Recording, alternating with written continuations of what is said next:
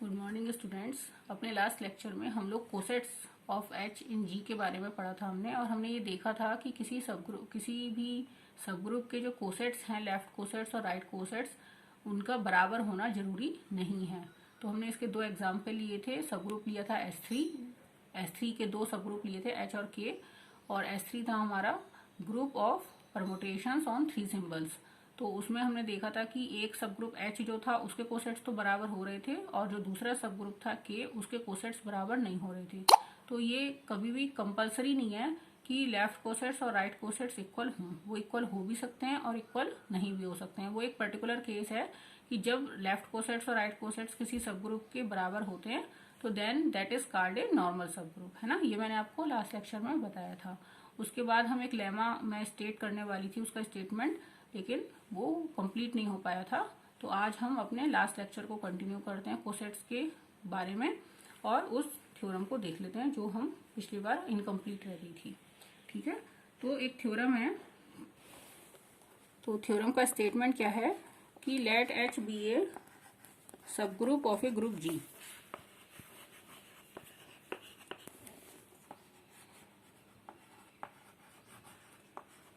And दो elements हैं G में, G1 G2 late belonging to जी। ये जी के दो एलिमेंट्स हैं। Then the following statements are equal.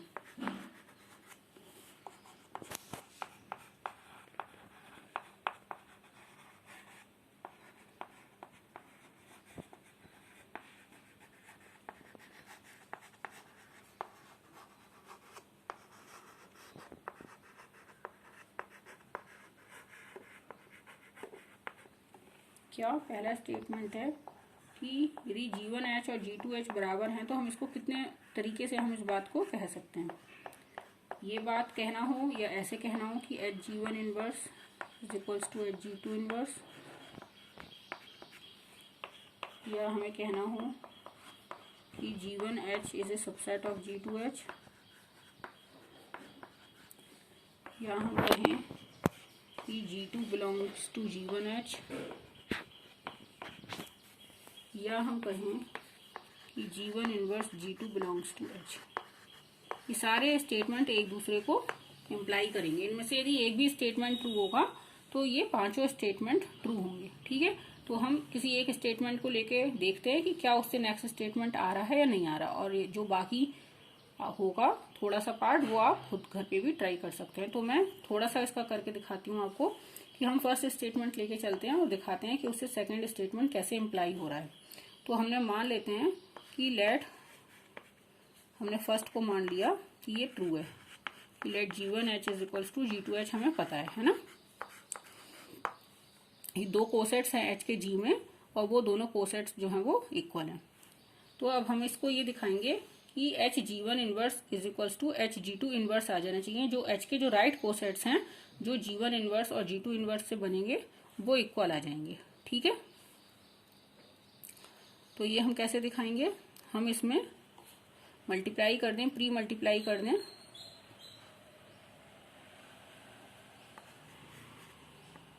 Stop करना। तो हम पहला स्टेटमेंट लेके चल रहे हैं कि G1H और G2H इक्वल है ना। तो क्या होगा कि इसका एलिमेंट्स किस तरीके के हैं, G1H1 टाइप के, और इसके एलिमेंट्स हैं G2H2 टाइप के, जहां H1 और H2 क्या है, H में बिलोंग करता है। तो G1 इनवर्स G2 जो है वो किस तरीके का हो जाएगा, G1 इनवर्स की वैल्यू क्या हो जाएगी, यहां से आप G1 की वैल्यू निकालेंगे तो वो आएगी G2H2 और H1 इनवर्स, और इस पूरे का इनवर्स और G2, है ना। ये G1 इनवर्स G2 की वैल्यू हो जाएगी। मैं फिफ्थ स्टेटमेंट इंप्लाई कर रहा है, ये दिखा रही हूँ कि G1 इनवर्स G2 जो है वो H में बिलोंग करेगा। या आप इसको ऐसे लिख सकते हैं, G1 inverse G2 H1 is equals to हो जाएगा हमारा G1 inverse G2 H2 H1, है ना। और H1 बिलोंग करता है H में, यानी कि G1 inverse G2 H2 belong करता है H में, इसकी ये वैल्यू है। H2 ऑलरेडी बिलोंग करता है H में, तो क्लोजर लॉ से इसके इनवर्स भी H2 का इनवर्स भी H में बिलोंग करेगा, तो उससे मल्टीप्लाई कर देंगे यदि हम इसे। Since H2 belongs to H,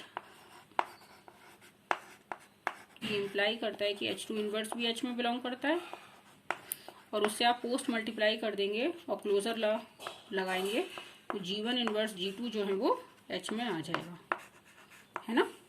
तो ये फिफ्थ स्टेटमेंट हो गया। तो फर्स्ट स्टेटमेंट से फिफ्थ स्टेटमेंट आ गया, और जो सेकेंड स्टेटमेंट है उसको हम बाद में देखेंगे, अभी वो बाद में आ जाएगा। और थर्ड स्टेटमेंट है कि G1H is a subset of G2H। यदि G1H और G2H इक्वल हैं तो G1H is a subset of G2H, तो आप लिख ही सकते हो, है ना। यदि इक्वल है तो एक जो है दूसरे का सबसेट है और दूसरा पहले का सबसेट है।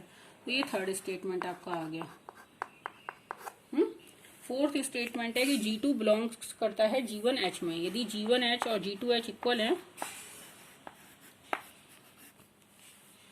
तो H में आइडेंटिटी बिलोंग करेगी, H क्योंकि एक सब ग्रुप है G का, since H is a subgroup of G।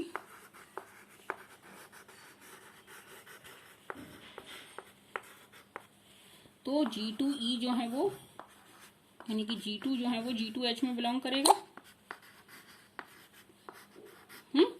और G2H G1H के इक्वल है, इसलिए G2 जो है वो G1H में भी बिलोंग करेगा। ये आपका स्टेटमेंट आ गया फोर्थ।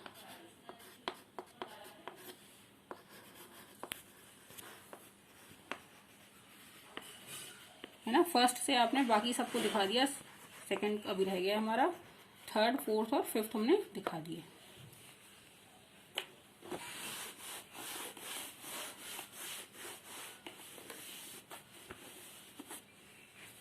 सेकंड के लिए हमें क्या दिखाना है कि H G1 इनवर्स और H G2 इनवर्स बराबर हैं। जो G1H is equals to G2H हमें पता है। H G1 इनवर्स हम लेके चलते हैं। H G1 इनवर्स में हम कोई एक एलिमेंट मान लेते हैं A, और वो हम दिखा देते हैं कि H G2 इनवर्स के अंदर बिलोंग करेगा, है ना। तो A यदि H G1 इनवर्स में है तो A की शक्ल कैसी होगी, A की शक्ल होगी H G1 इनवर्स टाइप की। और H G1 इनवर्स टाइप का जो एलिमेंट है उसको आपको कुछ इस तरीके से दिखाना है कि वो something belonging to H into G2 inverse के तौर पे आप लिख पाए, है ना। तो इसको हम कैसे करेंगे, इसको करने के लिए हमें G1H G2 इनवर्स, और यहां से यदि हम इसको G1H is equals to G2H है तो कोई एलिमेंट है इसके अंदर, तो वो G1H1 is equals to G2H2 type का होगा, है ना, for some H1 H2 belonging to H।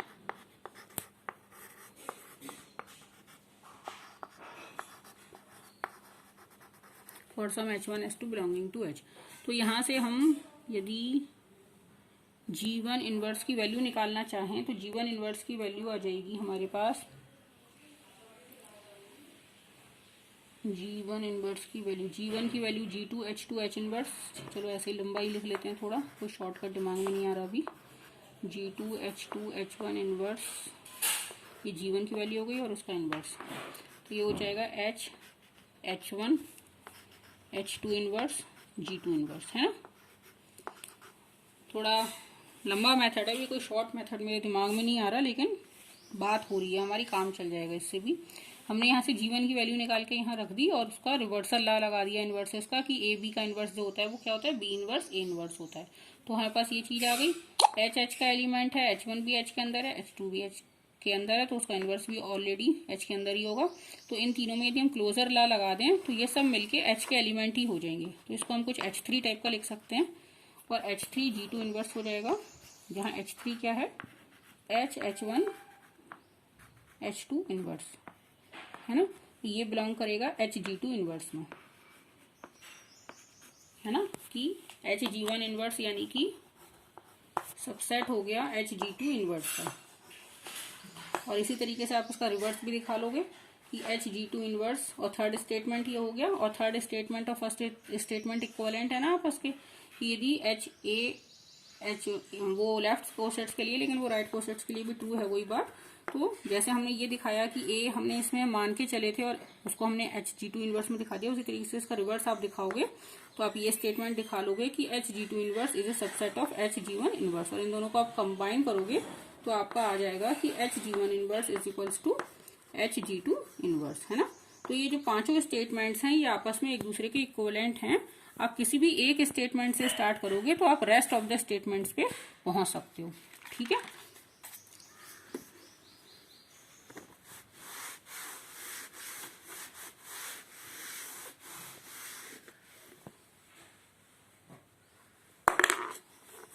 अब एक थ्योरम है कि जो कोसेट्स होते हैं H के G में, वो G को पार्टीशन करते हैं, G का एक पार्टीशन फॉर्म करते हैं।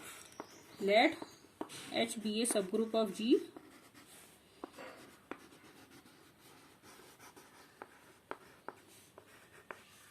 then the left cosets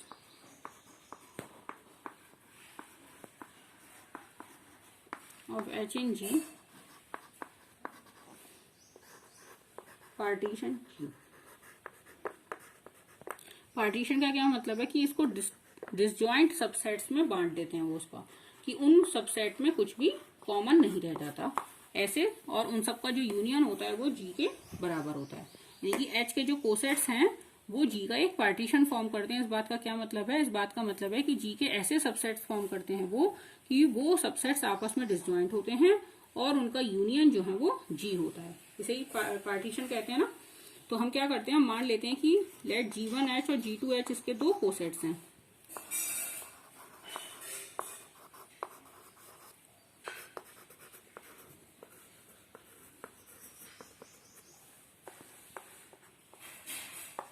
अब हम पहले ये दिखा दें कि ये दोनों डिसजॉइंट हैं।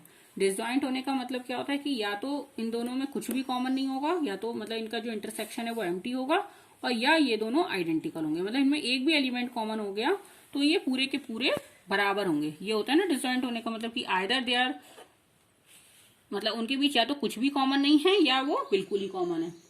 तो हम ये मान लेते हैं, हमें ये दिखाना है, we have to show that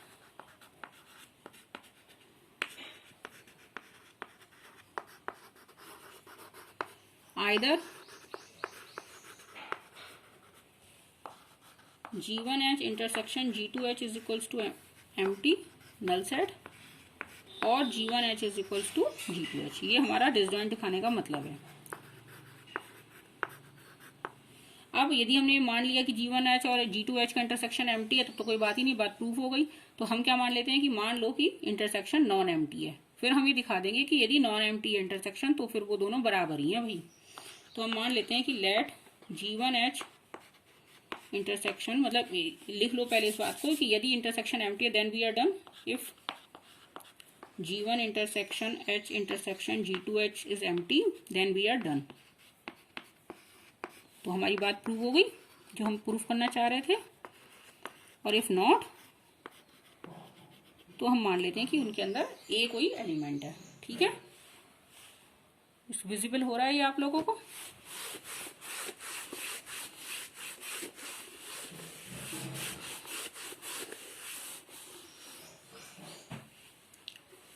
और यदि ये इंटरसेक्शन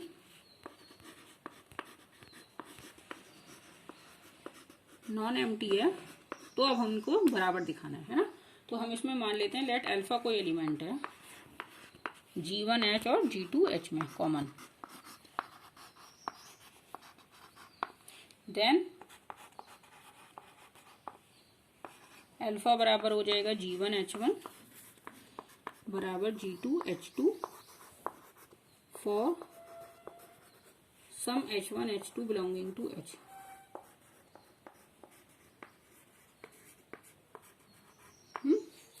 हेंस G1 बराबर क्या हो जाएगा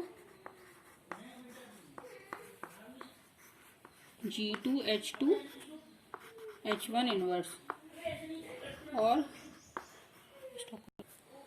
तो ये हो गया G1 बिलोंग टू G2H में, G1 बिलोंग करता है G2H में। हेंस जो हमने अभी पीछे लेमा प्रूफ करा था जिसमें हमने 5 स्टेटमेंट्स एक दूसरे के इक्विवेलेंट दिखाए थे, उसका क्या मतलब हो गया कि G1H is equals to G2H हो जाएगा।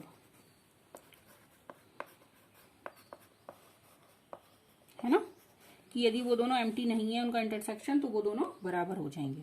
तो यानी कि ये पार्टीशन हो गया। पार्टीशन की यही डेफिनेशन होती है कि ऐसे सबसेट्स होने चाहिए। जी का पार्टीशन का मतलब है कि जी को ऐसे हिस्सों में बांट दें हम जो या तो आपस में बिल्कुल अलग अलग हो और उनका जो यूनियन है वो कंप्लीट जी फॉर्म कर रहा हो। तो इन सबका यूनियन जी तो फॉर्म करेगा ही, क्योंकि इन सबके जो एलिमेंट्स हैं वो जी के बाहर के तो है नहीं, तो कोसेट्स जो हैं वो जी के सबसेट्स ही हैं, तो इन सबका यूनियन जी तो फॉर्म कर ही देगा, वो तो कोई इशू ही नहीं है। तो यूनियन ऑफ लेफ्ट कोसेट्स जो बनेगा, इंडेसिस क्या है, जी जो है जी में बिलोंग करता है वो तो जी है ही, है ना, और डिसजॉइंट है ये हमने दिखा दिया। यानी कि कोसेट्स जो होते हैं, left cosets form a partition of ji.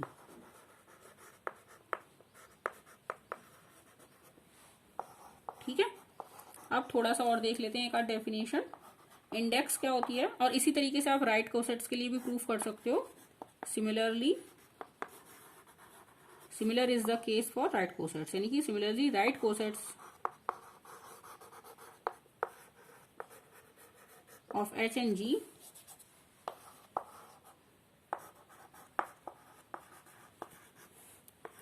forms a partition of G।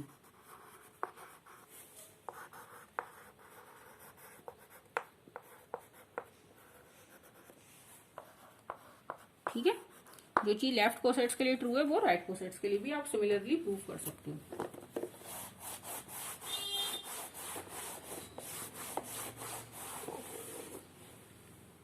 Index क्या होती है किसी सबग्रुप की, index of H in G, जो नंबर ऑफ लेफ्ट या राइट कोसेट्स ही बनाता है उसे इंडेक्सिंग कहते हैं। Index of H in G क्या होता है, let H be a subgroup of ji